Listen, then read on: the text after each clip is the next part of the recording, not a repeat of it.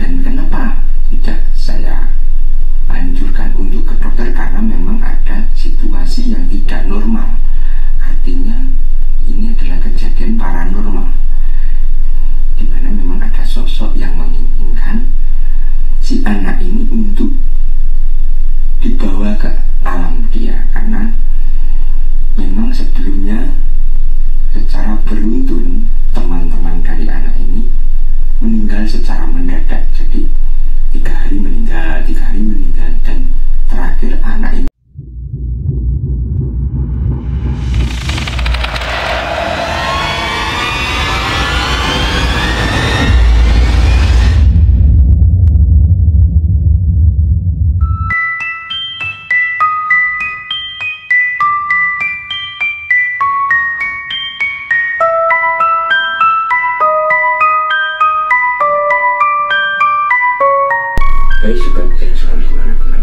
kali ini kita akan membahas mengenai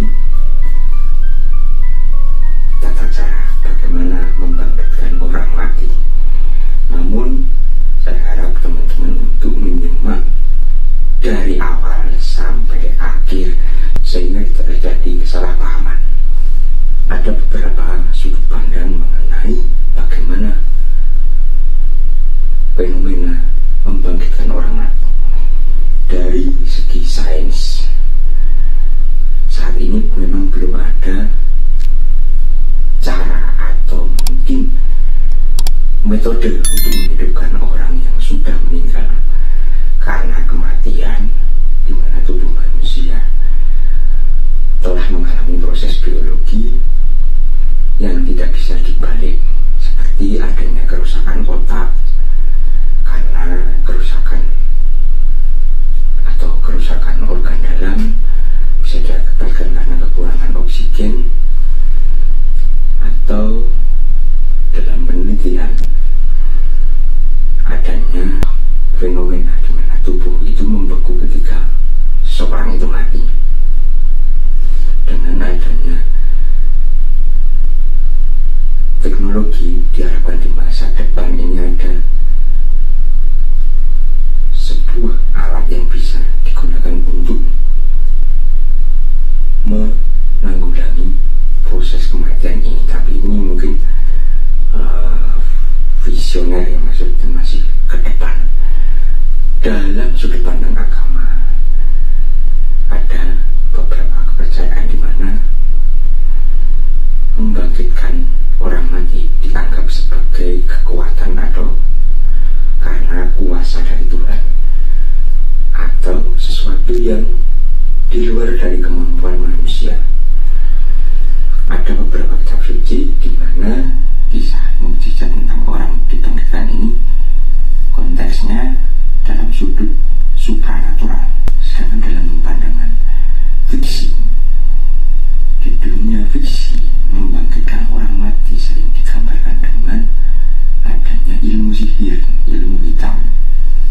Misalnya dalam film-film seperti film zombie atau mungkin film Frankenstein atau apapun itu, ada keterlibatan ilmu sihir dan juga karena proses kimia atau proses biologi. Sedangkan dalam pandangan agama dan mitologi, kita akan membahasnya lebih dalam, di mana di agama Kristen dalam Alkitab sendiri Yesus Kristus diceritakan membangkitkan beberapa orang mati. Salah satunya adalah Lazarus yang sudah meninggal selama 4 hari. Ini digambarkan sebagai mukjizat. Jadi bukan karena teknologi seperti yang saya bahas tadi, melainkan adanya kekuatan dari ilahi atau dari Tuhan. Dalam sudut pandang agama Islam, Al-Quran sendiri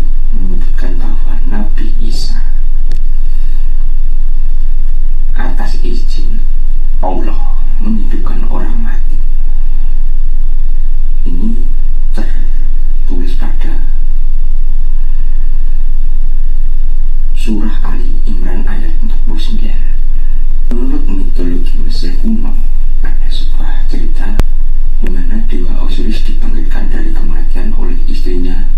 Jadi dewa Osiris ini dibangkitkan oleh istrinya dengan menggunakan sihir kuno. Ini bersifat simbolis tentang hidup, kematian, dan kelahiran kembali. Ada sebuah cerita legenda juga menceritakan bagaimana seseorang atau dianggap sebagai orang tanda kutip spiritual punya kemampuan untuk memanggil atau membangkitkan roh, walau tidak selalu menghidupkan tubuh.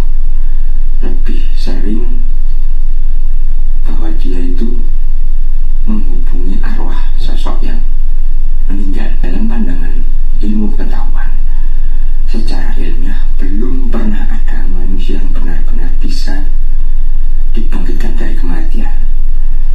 Tapi dalam tanda kutip ini, tapi ada sebuah pandangan sains yang mendekati konsep ini.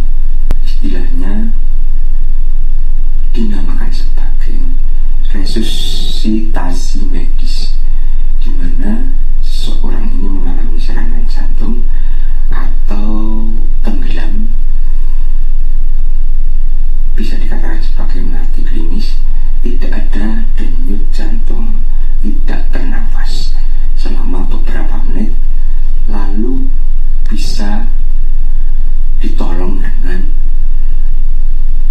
metode CPR. Jadi pakai alat kejut itu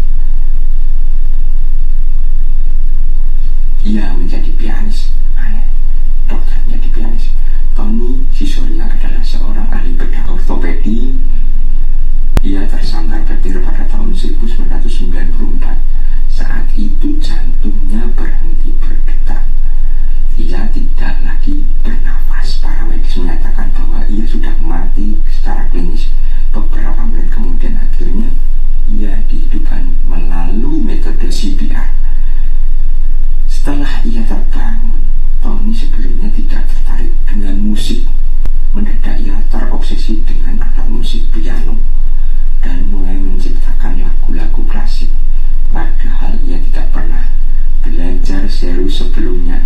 Kasus ini menjadi perdebatan di kalangan neurolog dan psikolog. Apakah mati suri akan mengubah cara berpikir atau mungkin pandangan orang ketika ia dalam keadaan mati suri? Ada juga kasus mati suri yang cukup fenomenal, yaitu kasus mati suri di meja operasi yang dialami oleh Pam Reynolds.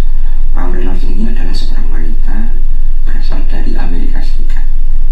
Ia mengalami pembedahan otak pada tahun 1991.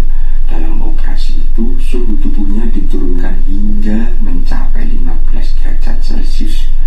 Jantung dan aliran darah sengaja dihentikan karena prosedur yang disebut standstill operation. Secara teknis ia sudah mati selama lebih dari 45 menit.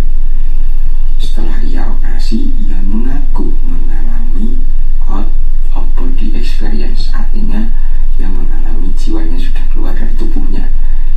Ia melihat tim dokter dari atas ruang operasi. Ia mengingat alat-alat yang digunakan, termasuk juga percakapan medis. Padahal secara logika ia dalam keadaan yang tidak sadarkan diri. Pengakuannya jadi salah satu kasus mati suri yang cukup dibahas di dunia medis hingga saat ini. Jadi dapat disimpulkan bahwa peristiwa mati suri ini memang ada, di mana seseorang secara medis dinyatakan mati sementara tapi bisa hidup kembali. Dan ada satu kunci di mana bahwa ketika seorang ini mati suri akan dibangkitkan dengan beberapa metode, yaitu pendinginan tubuh atau hipotermia, jadi melindungi otak dari kerusakan, bantuan medis seperti CPR seperti itu, dan dalam batas waktu tertentu sebelum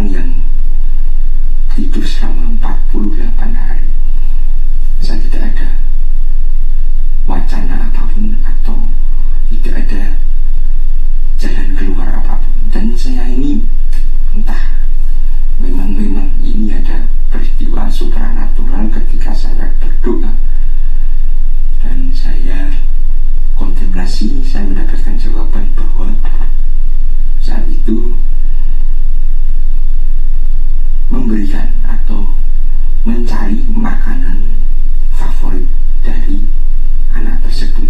Dan saat itu ibunya, ketika saya tanya apakah anak ini ada makanan yang disukai, ibu ini menjawab bahwa dia menyukai bakso. Dan saat itu saya meminta ibunya untuk segera mencarikan bakso di sekitar rumahnya. Memang saat itu sudah larut malam dan menjelang hari kedua, di mana ibu ini akhirnya mendapatkan bakso dan ditaruh di atas mangkok dan didekatkan dengan di mana anak ini tidur. Dan setelah itu anak ini bangun, di mana tubuhnya ini ada sebuah tanda-tanda khusus, di mana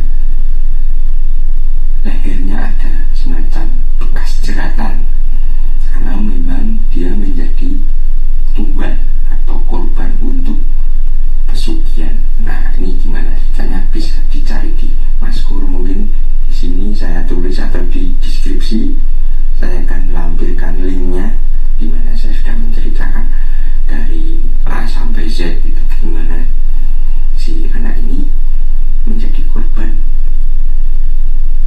atau tumbal untuk pesugihan.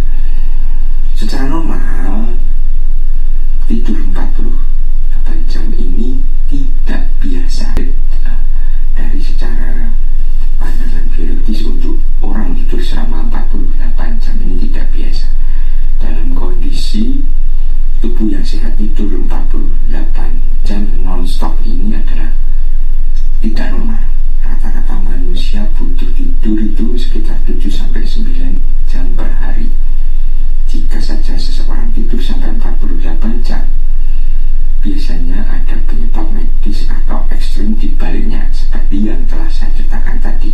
Penyebab medis di mana orang itu tidur terlalu lama karena adanya koma ringan. Seseorang yang mengalami cedera otak, stroke atau keracunan obat bisa tidur seperti tidak sadar selama berjam-jam atau bahkan berhari-hari. Sebenarnya ini bukan tidur, tapi kondisi kehilangan kesadaran sebagian, di mana tubuhnya tetap hidup tapi otaknya shutdown sebagian. Yang kedua adalah sindrom Klein-Levin.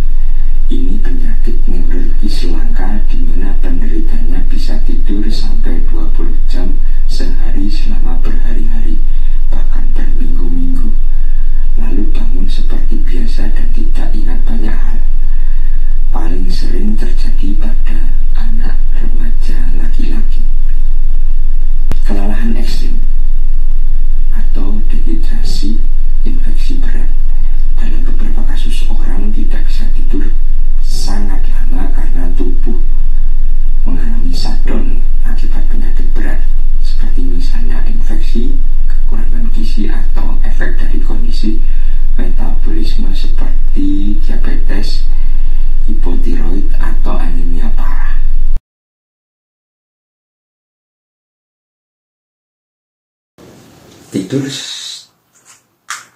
Tidur selama 48 jam non-stop itu bukan hal yang biasa. Bisa dikatakan sebagai gangguan medis yang cukup serius.